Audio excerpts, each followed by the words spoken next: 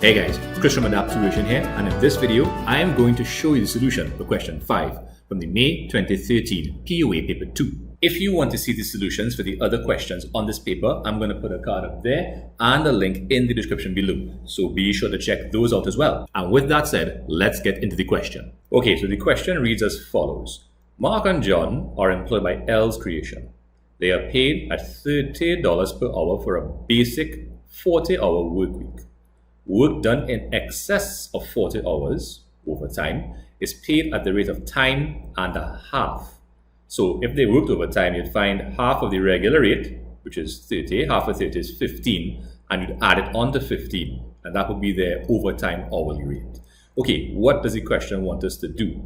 So part A says, during a given week, Mark worked 27 hours and John worked 46 hours. Calculate the gross pay for Mark and for John. Okay, so let's go across here.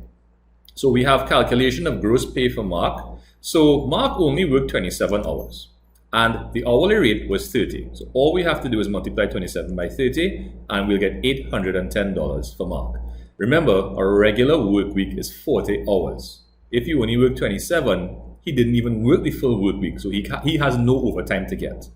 John, on the other hand, worked for 46 hours. So the calculation of the gross pay for John, so John's basic pay would be as follows. So we'd see number of hours 40 because he worked 46 and the basic work week is 40. So we'll pull the 40 and multiply that by 30, the regular hourly rate. That'll give us $1,200 for John's basic pay. Now for the overtime, remember he worked 46 hours. If the regular work week is 40 hours, it means he worked 6 hours overtime. And you're seeing a little working here, 46 minus 40. Now remember what I was saying about the overtime rate, it's time and a half. The regular rate is $30 per hour, half of which is 15. And when you add it on to 30, you get $45 per hour for overtime. And 6 by 45 is 270. And what we will do is we will add both the basic and the overtime pay for John to get John's total pay of $1,470. Okay, let's take a look at part B. Okay, so it tells us that the following additional information relates the payment of Mark and John.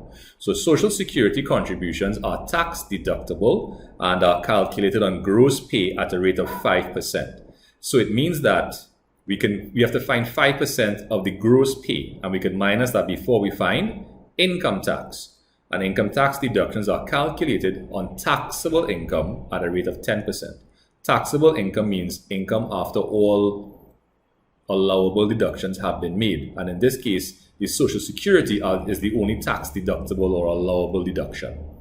Okay, so let's take a look at the table on this side. So I've headed up a nice little table here. So employee, you have Mark, you have John, you have their gross pay, which we will pull from the previous working we just did. We will deal with the Social Security next, which we will subtract from the gross pay to get taxable income.